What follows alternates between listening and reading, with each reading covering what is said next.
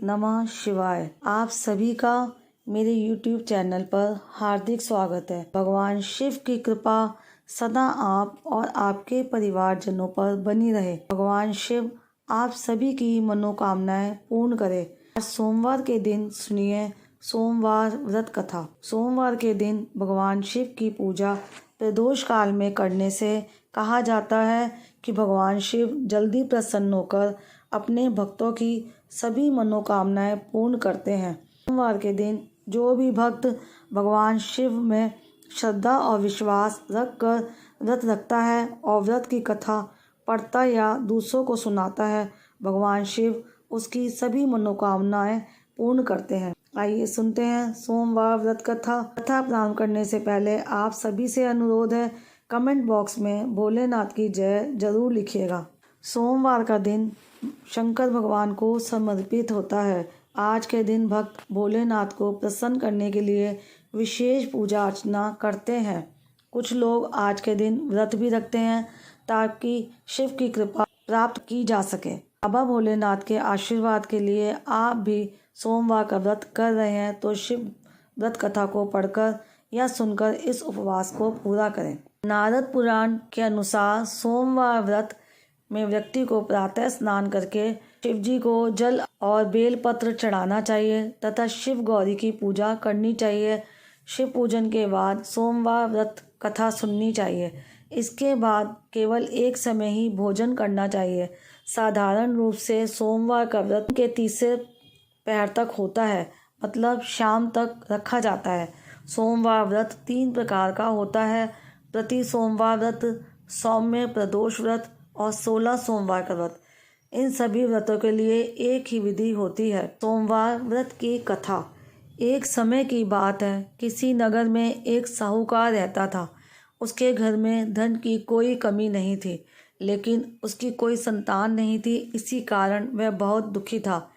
पुत्र प्राप्ति के लिए वह प्रत्येक सोमवार व्रत रखता था और पूरी श्रद्धा के साथ शिव मंदिर जाकर भगवान शिव और पार्वती जी की पूजा करता था। उसकी भक्ति देखकर एक दिन माँ पार्वती प्रसन्न हो गई और भगवान शिव से उस साहूकार की मनोकामना पूर्ण करने का आग्रह किया। पार्वती जी की इच्छा सुनकर भगवान शिव ने कहा कि हे पार्वती, इस संसार में हर प्राणी को उसके कर्मों का फल मिलता है और जिसके भाग्य में जो हो उसे भोगना ही पड़ता है।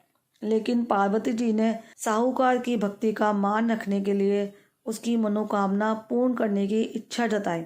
माता पार्वती के आग्रह पर शिवजी ने साहूकार को पुत्र प्राप्ति का वरदान तो दिया, लेकिन साथ ही यह भी कहा कि उसके बालक की आयु केवल 12 वर्ष होगी। माता पार्वती और भगवान शिव की बातचीत को साहूकार सुन रहा था।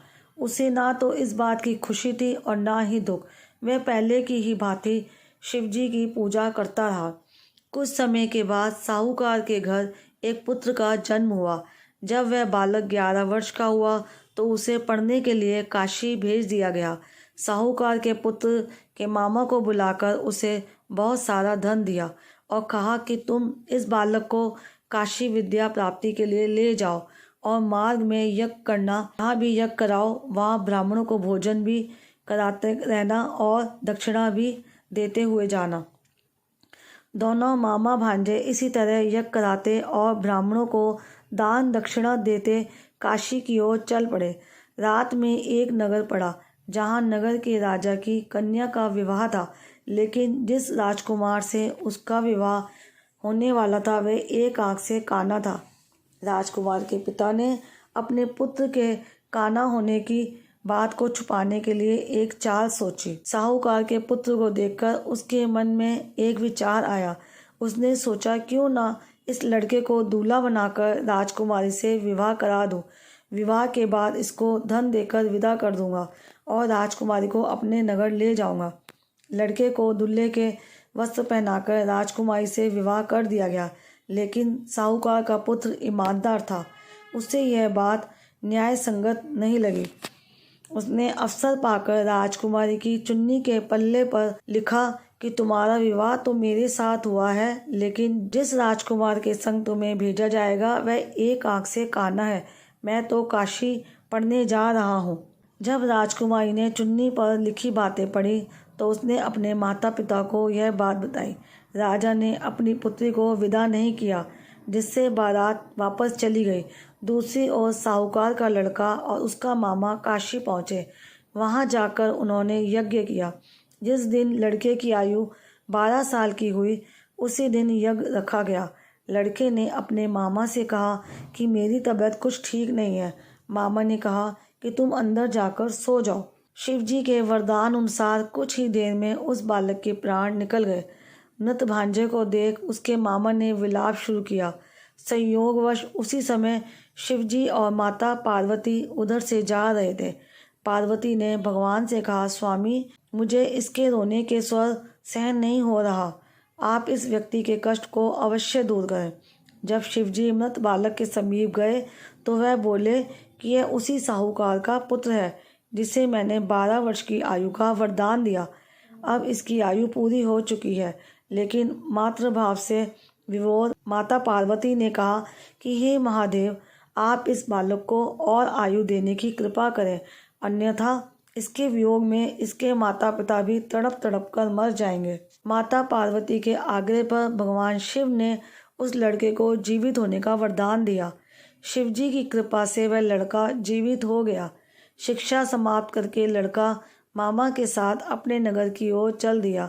दोनों चलते हुए उसी नगर में पहुँचे जहाँ उसका विवाह हुआ था। उस नगर में भी उन्होंने यज्ञ का आयोजन किया। उस लड़के के ससुर ने उसे पहचान लिया और महल में ले जाकर उसकी खातिरदारी की और अपनी पुत्री को विदा किया। इधर साहूकार और उसकी पत्नी भूखे प्यासे रहकर बेटे की प्रतीक्षा कर रहे थे। उन्होंने प्रण कर रखा था कि यदि उन्हें अपने बेटे की मृत्यु का समाचार मिला तो वह भी प्राण त्याग देंगे, परंतु अपने बेटे के जीवित होने का समाचार पाकर वह बेहद प्रसन्न हुए।